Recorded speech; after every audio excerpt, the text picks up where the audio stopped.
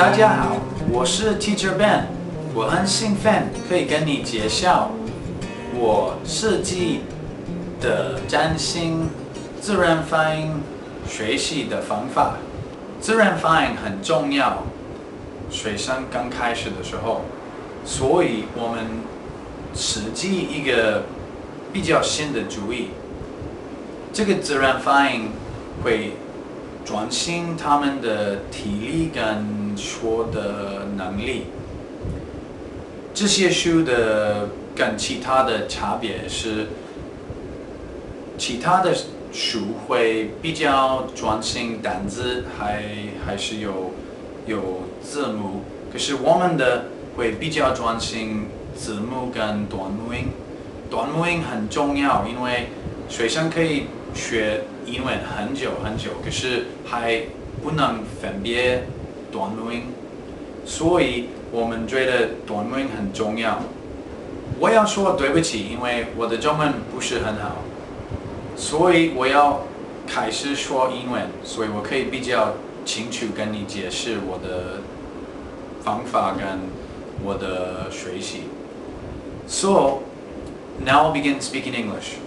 Our first book that we use is called Train Phonics, and it's the trainer.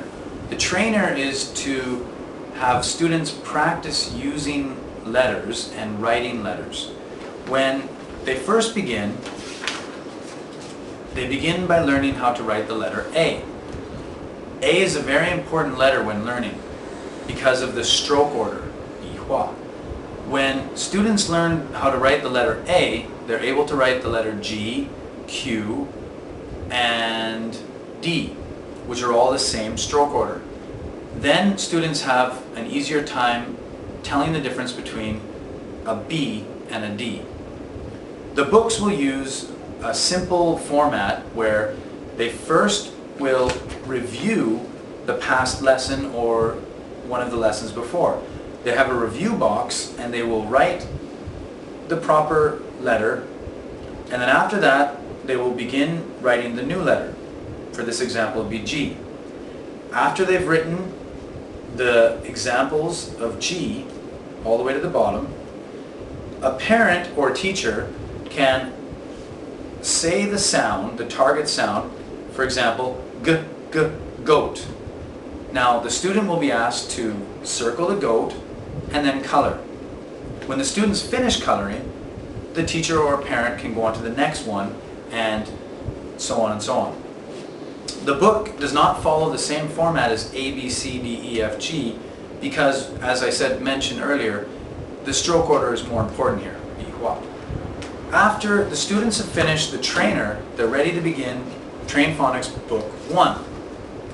Now, Train Phonics Book 1 is a little bit different than most phonics books because these are not real words. They're actual sounds that are in real words. The beginning, what will happen here is the teacher will make the sound, for example, number 1, ack. Now the student will circle the letter or circle the answer and then write the answer after number 1. Number 2, axe. Again, the student will circle the right answer and then write it in the correct box. If a student makes a mistake, the teacher or parents should correct them as they do it and not after. The format of the books goes through all the short vowels at the beginning and ending consonants and slowly develops their ability to hear the sound and then record it.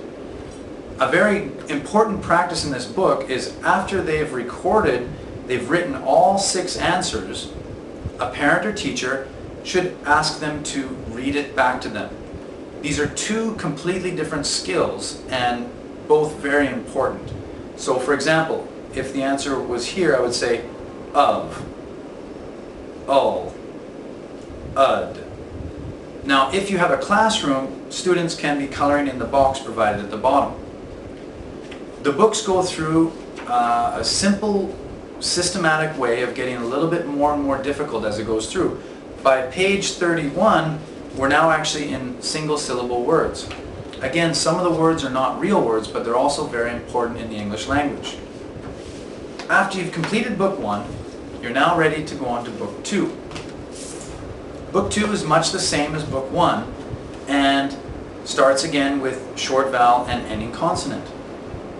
Again, as mentioned, if after they've written the answer, parents or teachers should ask them to read them back, as they're both important. Now, Book 2 begins teaching blends, beginning blends, initial blends. And the teacher, the same thing, the initial blend and the short vowel and the ending consonant will all be together. As they go through the book, they'll be gaining lots and lots of skills on how to recognize letters and sound them out. What I haven't mentioned is that in Book 1 and Book 2, the answers are provided at the top. After completing Book 2, the students will move on to Book 3. Now, when starting Book 3, it's a little bit different for the students because there are no answers at the top of the page. Students must rely completely on their listening skills. Another difference is there's an illustrated story at the bottom where students are able to practice their reading skills and also learn new words. We've added 50 of the most highest frequency words in these illustrated stories. As the book goes on, it's constantly reviewing past lessons and adding new lessons. For example, blends, beginning blends, will also be reviewed from Book 2 in Book 3. Now students will be ready to begin Book 4. Book 4 is also like Book 3, that there are no answers at the top of the page and students must rely completely on listening skills. The illustrated stories are a little bit different, that now they have a target lesson. For example, on page 1, there's a target lesson of OA, which makes the long vowel sound O. This is very helpful as it will round out their phonics skills. Book 4 will also begin teaching long vowels, teaching it from short vowels. So students will learn the difference between a short vowel and a long vowel just from their listening. As the book goes on, and by the end of the long vowel lesson, students will be able to completely rely on listening skills and write down words that are beginning blends, ending blends, short vowel, and long vowel words.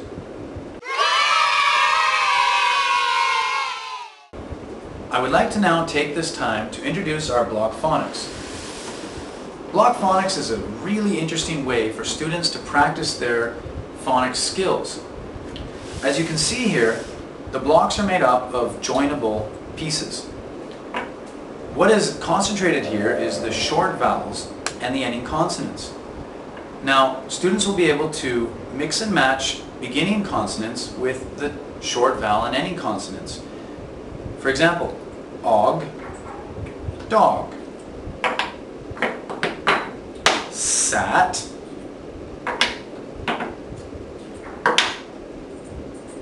bat. These are very crucial parts of learning how to sound out letters. And if you click on games, you'll be able to learn more about the fun games we have included in the block phonics. Thank you for taking this time with me. I hope you've enjoyed our short introduction to trained phonics and block phonics.